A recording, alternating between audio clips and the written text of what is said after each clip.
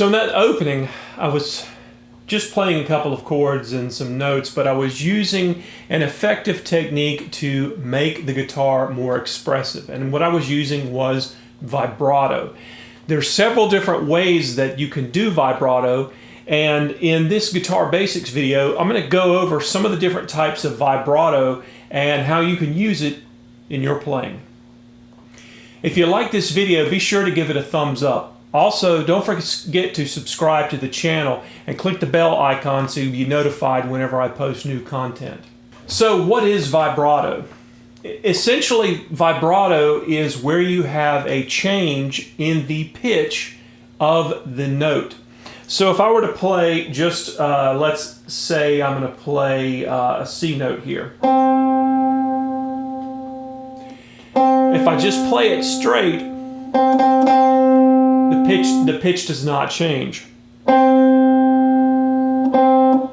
Now, what happens if I add a little bit of vibrato? What I'm going to do is basically use my finger to bend the string up and down. Basically, how much I bend affects the amount of vibrato. How much you bend the note, how fast you bend it, all of these things affect the vibrato. Some people are really known for their vibrato. B.B. King was such a player. He used what was called a butterfly vibrato, and I have no idea where the term came from other than maybe it looks like a butterfly sitting on the neck. But it was one that I kind of picked up on just by experimenting with. I didn't even realize that he actually did this, but what he does is he opens his hand up like this. Instead of trying to bend it like this, he uses his hand to do the bend. It's easiest to use basically your ring or your index finger. Index finger is always the easiest to start with just because you've got a little bit of torque there that you can work with using the weight of your hand. The other type of technique I was using, the vibrato bar. Sometimes you hear it called a tremolo or whatever. Essentially, the biggest difference is I can bend entire chords or use vibrato on all the strings at one time with this. And essentially, the bridge is actually moving. Now, depending on how you have this set up, it may only go down in pitch.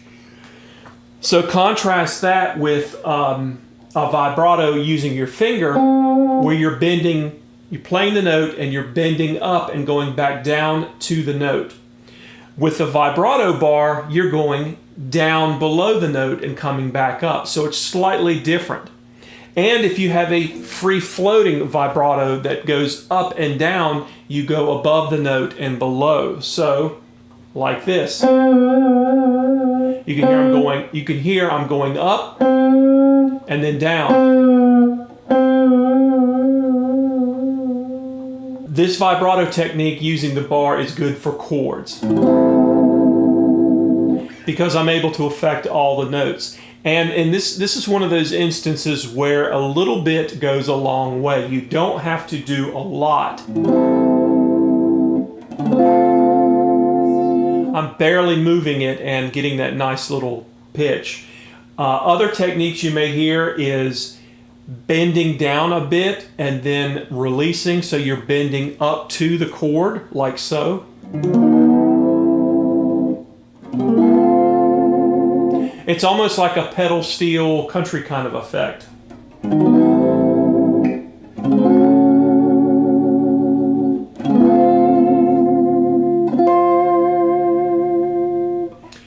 Now, using just your fingers to bend, there's several different techniques here. I'm going to zoom in so you can see what I'm doing. Okay, so I can use any of my fingers here, but starting out, your index finger or your ring finger is going to be the strongest. So let me demonstrate just a basic vibrato. All I'm doing is fretting down on the note and bending it up, like so.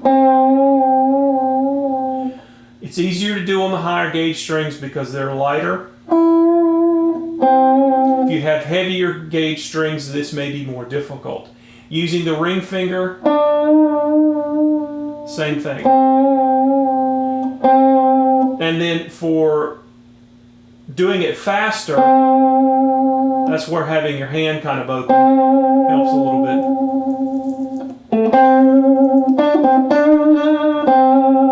I can typically do it faster using this technique than I can using my ring finger.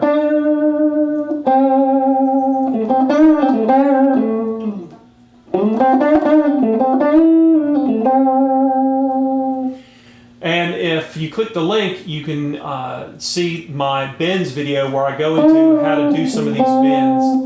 But the use of bends and vibrato, again, we're trying to emulate the human voice.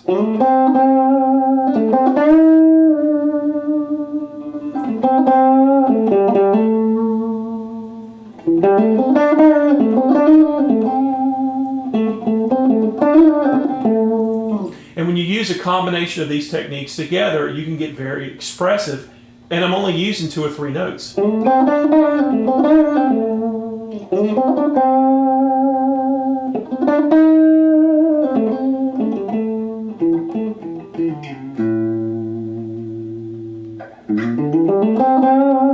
So to start off with, try just bending like this. That'll help build up the strength in your finger so you can get to the point where you can do the vibrato. And it's something that just takes time to get used to it. To know how much is enough and how much is too much. That's a bit too much. Same thing if I were using the vibrato bar.